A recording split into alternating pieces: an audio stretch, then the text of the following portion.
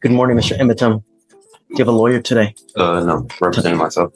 You were charged with unlawful carrying of a weapon. It looks like you also, out of the same charge, picked up a fraud as well. I mean, okay, you can represent yourself. It's your absolute right. I don't know how smart it is. Have you ever represented yourself before? Yeah, many times. How did that go? I have many dismissals. For what kind of cases? Okay, pause. This man just said he's gotten dismissals for unlawful carry before representing himself. Bold claim. But did you catch that backpedal? He says the judge found no probable cause, not exactly a legal flex if that's what did the work. Question for you guys. Would you represent yourself in court if your freedom was on the line? Had a dismissal on unlawful carry before. And you represented yourself? Yes. In this court? Oh, well, I found no probable cause. That's why I got dismissed. You didn't represent yourself. I was representing myself, but the judge did find no probable cause. I found, was it me? No, it wasn't you. Well, I don't know. I think it was you. I found no probable cause. I think that was you. You didn't represent yourself for nothing, man. I did it. No. Okay. So, well, you can hope and wish and dream, whatever. If you want to represent yourself, you're entitled to do that, right? But, you know, while I like to tell people it's brain surgery, when you need brain surgery, when you need heart surgery, are you going to do that on yourself? Because you're not trained, you know, you don't know how to perform open heart surgery. Same thing with the law. You know, you're not trained in it. I'm assuming that you didn't go to law school, did you? How far did you get in school? I graduated school. I went to some college. How far did you get? 2 years. I got certificates. Not in college, but I went to school. Okay. So we're in the middle of trial now. And so I don't have the time to go through all of what they're called Faretta warnings to see whether you should represent yourself. I'm happy to do that. Why don't we delay it off a week?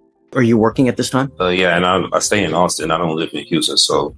What do you do for a living?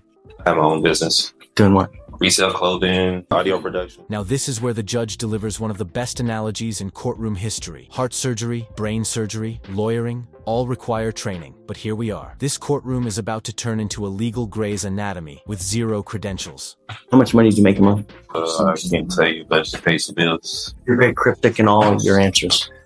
And not only that, but you going to Austin, if you represent yourself, you're going to have to meet with the DAs on a constant basis to get evidence. So that's going to require you to come here to Houston quite a bit. I was ready to find my motion today if I needed to be. Okay.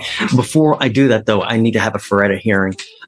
If you're willing to wait, we can do that a little bit later when I take a break in trial. I had my other case upstairs the same day. The judge from when I came to my last year. There yet? No, I haven't been up there yet. So go up there. When you're done, come back down here. Don't forget to come back. If you don't come back, I'm going to issue a warrant. Go take care of yourself upstairs and come back. One eternity later. Are you ready? Yes, sir. All right. So today is September 11th, 2024. It's approximately 12:25 p.m. We are now in Court 5. In front of me, I have Emitum, case number 2522688. Would you please identify yourself for purpose of the record? If a man eats on Emitum. Would you please raise your right hand? Do you solemnly swear to tell the truth, and nothing but the truth, so help you God? That you're going to tell the truth. That's it. Yes? Okay. State, would you identify? Okay. So the reason that we're putting this on the record now is Mr. Emitum has been charged with the offense of unlawful carrying of a weapon. The case is 40 days old. It appears that probable cause has already been found. I don't know if I did probable cause on this, or I don't know if another judge did, because I don't remember Mr. Emitum, and I was out a week. It was another judge, sir. Yeah, lollygagging. So let's just do it for On August 2nd, 2024. All right, now we're officially in the fact zone. The vehicle stop was textbook. No front plate expired tags and probable cause from the marijuana smell. But buckle up. This is where the fraud allegations enter stage left like a plot twist in a courtroom drama. Officers observed a car without a front license plate, changed lanes without a signal, and have expired registration as of March 2023. Upon approaching, officers smelled marijuana. PC search returned 4.17 grams and a loaded Smith & Wesson handgun. Additionally, there was a backpack with 3 checks that did not belong to him. Officer called Kumamoto, who said the checks were stolen from her restaurant on July 8th. When defendant broke the front window, went to the back where the checks were kept in the office, broke the hinge of the back door, and exited. So as a result, because of that, he was charged with felony fraud on that one, on the check. Okay. Yes, he has an open case in the 182nd. Looks like he made a $15,000 bond. With us, I am going to find there's probable cause to go forward. Well, hold on a second. We'll get there. I'll let you say peace, but do you have a Texas driver license? I have a U.S. private property number with the FMCSA. With my vehicle was on there. It was sticker tags, everything for my business, the Emitum States. That's with the Department of Transportation. Is that from the state of Texas or from where? This is federal. This is with the Department of Transportation. Okay, but you still need a Texas driver license, and you need registration and I did almost that with them because of private property that I had. They said I didn't need to get registration with the state of Texas because I registered. And they said that would be my volunteer, but since it's private property, I would have to register it. Okay. From what I know of the law, you need a Texas driver license to be able to drive. This is what's this case being tried on? That's what I'm trying to, because I'm kind of don't know what it's being tried on. It's criminal, criminal, yeah, right? In jail time, right? I believe so. Weren't you taken to jail? Yeah. So that wouldn't lead you to believe it's criminal, right? Yeah, but under common law, or is it military and tribunal? Because also with I've been waiting for something like this for so long. This is so much fun. I'm just trying to see this from what I'm being tried on, because what I was told with the U.S. side, I have to register with the state of Texas with the registration or licensing. I do have my own place with that vehicle too as well. So you need a license to drive, a Texas driver license. That's it. You either have one or you don't. The federal government has regulated to the states through the Constitution that they have allowed the states on their own initiative to create laws regarding driving on highways and byways. So that's why you see every single state has different requirements for licensing, insurance, mode of transportation. The federal government has somewhat to do with it, but by and large, they have delegated to the states that they are their own entity with regard to creating laws in their specific highways. So that's why every single state has a different type of license, different type of insurance. Like the Texas driver license is white versus Arkansas might be yellow or red, or Hawaii might be. So that's every single state has their own laws with regard. In Texas, you have to have a Texas driver license. You also have to have liability insurance as a minimum in the event that you get into an accident. Those are the two main requirements that you need to drive. If you're going to drive a vehicle, it also has to be registered so that they know that you're driving the vehicle and that you own it or have the right to have that, so it's not a stolen vehicle. I own the vehicle and everything. When I was here the last hearing with the judge, like what he was saying, he said that when it had applied to me, but he was going to see what they were going to say about the other court, about the probable cause of stopping me, because he said registration when it had in the front license plate, when it had applied to me. It does apply. It applies to everybody. Everybody has to have a back license plate. They also have to have a front license plate. And so much, they also tell you where it has to be on the car. They regulate. You can't put it in the windshield. State, right? State. Yeah. Right. They tell you where it has to be. You can't put it on the windshield. You can't put it on, like on what's it called? On the light. Got to be right there. They even tell you how many centimeters it's supposed to be from the street to the actual place on the car. That's how bad the state of Texas micromanages all these things. They even tell you how many damn centimeters it's got to be on the car. So you have to have a front license plate. You got to have a license, got to have insurance. And here comes the Sovereign Citizen Playbook, private property, DOT registration, federal jurisdiction. The court hears these arguments often, and spoiler, they never work. But it's always fascinating to watch someone try to out-legislate the law in real time. So if you don't have that, you can't drive. And that's it. Yeah, I didn't tell him I was traveling. I wasn't arguing with him, but I was traveling. I wasn't making commerce. I used to do medical transportation, so I'm kind of aware with licensing, the registration, and everything. That's why with my private vehicles, I did that with the U.S. DOT instead of the state. But I didn't know that was correct. You need a license. It doesn't matter whether you're saying you're conveying, whether you're traveling, whether you're, driving. It's a privilege. It's not a right, right? There's a big difference between a privilege versus a right. You have the right to walk. I have the right to travel, don't I? Yeah, taking your happy-go-lucky feet. You want to travel? Take those 2 feet to travel, not in a car. Just what the 14th Amendment was saying, like, I have the right to travel. You do. Yes, and you can walk your happy ass from one part to the other part. Not in a car, though. Not without a license and insurance. What's on there from what I did this with the Department of Transportation. They said automobiles were on there, carrier, bicycles. They're wrong. I'm just telling you now, they're wrong. Whoever told you that, whoever, where you got that, it's complete. Because imagine this, Mr. Emitum, and I've seen this before. Imagine that you get into an accident, right? And you kill a 5-year-old kid. What's going to happen at that point? Whoever owns that car, the other people, they're going to come after you. They're not going to go after they're going to come after you. The first thing they're going to do is, do you have insurance? And if you don't have insurance, they're going to sue you. And then they're going to attach a lien on absolutely everything that you own to satisfy the judgment they get against you. And they will take your house, they will take your car, they will take your bank account, they will attach to where if you ever want to start working and get a paycheck, they're going to garnish all that money. You have insurance, liability insurance, so that if you ever get into an accident, you don't mean to do it. You didn't mean the kid. It's not an purposement. It's an accident. It's happened. You might be looking at your phone. You're looking at, this pretty girl that's walking across the street, and then boom, you have insurance so that if that happens, the insurance company will pay on your behalf, so you don't have to pay out of your own pocket. And they will even give you a lawyer to represent you on your behalf, because that's what you pay for when you get insurance. If you get into an accident, lawyers usually call you and say, hey man, tell me what happened. Was it your fault? Or was it the other people's fault? Because we want to know who to pay. And that's why for $30 to $40 a month, you get insurance for that very purpose. And I've seen people come here, they have killed someone and they get a $250,000 judgment against them. I've seen it. And God, you'll never dig yourself out of that.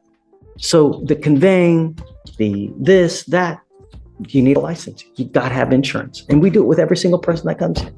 Can I say for the unlawful carry, the possession of marijuana, the person that was in the vehicle told the officer it was legal hemp that they got from the store. They have receipts and everything in Texas. You can have legal hemp. They got it from the store. He even told the officer it was theirs. He pulled me out the car. He didn't ask for any paperwork. Now you're making the apples right.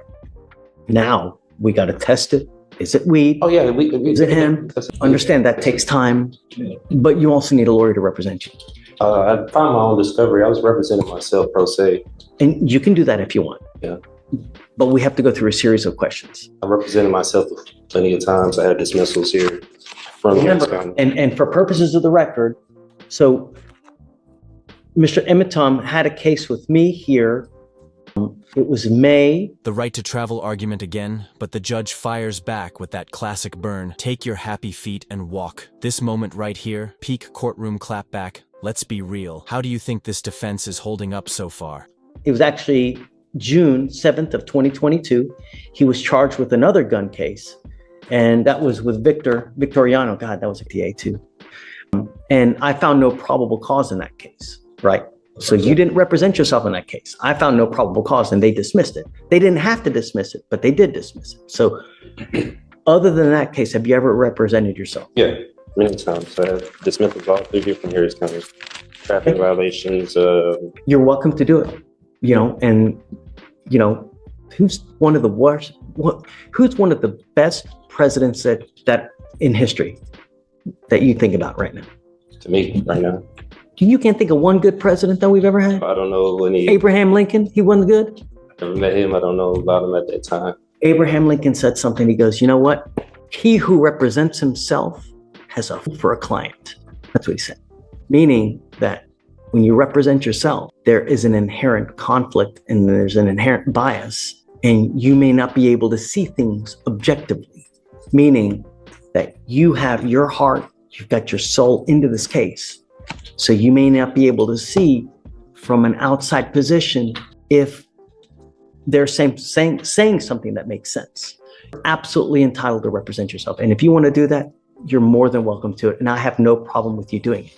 You need to understand, though, if you represent yourself, you can't come at a later day and say, you know what? I had ineffective assistance of counsel. My lawyer sucked. Well, you represented yourself. You now can't complain about that. You know, if you you lose and I end up putting your butt in jail for a year, you can't complain. You're stuck like Chuck for a whole year because that's what you're facing. You're facing a year in jail, and you got a bunch of other documents too that, you know, so. My discovery from that last month that I filed. Well, let's do that. What is your full name? Emitum, she's Roque Emitum. Okay. How old are you? I'm 34. Where were you born? In America. Were you born here in Houston? Were you born in? Okay. You read and write English, right? Okay. Do you have any learning disabilities or communication handicaps? Have you ever been declared mentally incompetent or treated for any mental health disorder? Okay. You said last time I asked you about your educational background, you graduated from high school. Graduated high school, some college. How far did you get in college? 2.5 years. Did you do any legal courses whatsoever? Left that and I started doing medical transportation. I was taking classes for paramedics. I was just doing my basics. College. I was just doing my basics. I ain't getting into it. Yeah, I mean, that makes sense. And when you're beginning, that's all you do anyways, right? Do you have any legal training, education, or experience? Experience with dealing with court being before. And any other legal? Do you know about the Code of Criminal Procedure? Yeah, I'm familiar. Do you know about the Texas Penal Code? I'm familiar, but I'm not too familiar with a lot of statutes and codes. Were you here for our earlier trial? No, I went up. I know you went to the felony court, but we were in trial earlier. Did you see what happened in trial earlier? Okay. What I'm trying to say is that the lawyers on both sides had to introduce evidence. There's a specific procedure that you follow to have evidence admitted. It's detailed in the codes. You have to know that because once you represent yourself, I'm going to treat you as if you were a lawyer. I will hold you to the same standard, and I'm not here to put you through law school because I have way too much drama as it is. I don't need any more drama, right? So if you don't do it the right way, I'm going to shut you down, right? I like to be nice to people, but I'm not taking you to school. Do you understand this? Do you understand the charges against you? No, I don't understand the nature of it. Okay, you're charged with unlawful carrying of a weapon. You're facing up to a year in jail. What they're saying is that you unlawfully had a weapon. As a result, you were charged, and now you're facing up to a year. Do you understand? Yeah, what you're telling me, but I still don't understand like why I went to jail for that. So that's why. What do you not understand? The court procedures or No. I'm asking about the nature of charges. No, it's not. Don't talk about the procedures. Don't talk about the licensing, about the conveying. Yeah, I no. know I'm getting charged for unlawful carry. And right. Do you understand that? Yeah, what's going on? Okay. Do you have the right, or you understand the range of punishment that you're facing a year? Abraham Lincoln once said, "He who represents himself has a fool for a client," and the judge isn't being subtle about it. This is your friendly neighborhood reality check. High stakes, high drama, and no attorney in sight. Correct? That's what I've been told. Okay. You have the right to court-appointed counsel. Do you want counsel to represent you? I don't want legal advice. I don't need a legal team. I just want law. If I offer you a lawyer now, would you want it? You really don't want a lawyer? I represent myself. I could get none more by myself than anyone representing me. Okay. Do you understand that you will not be able to claim ineffective assistance counsel if you lose at a later time, whether it's in trial, whether it's in a hearing, whether anything? Do you understand that? What that means is that you cannot appeal this thing. If you're found guilty and you go to jail, you know, a lot of lawyers or a lot of defendants like to claim, sorry guys, I'll be 2 minutes. A lot of lawyers, they're lawyers for screwing up.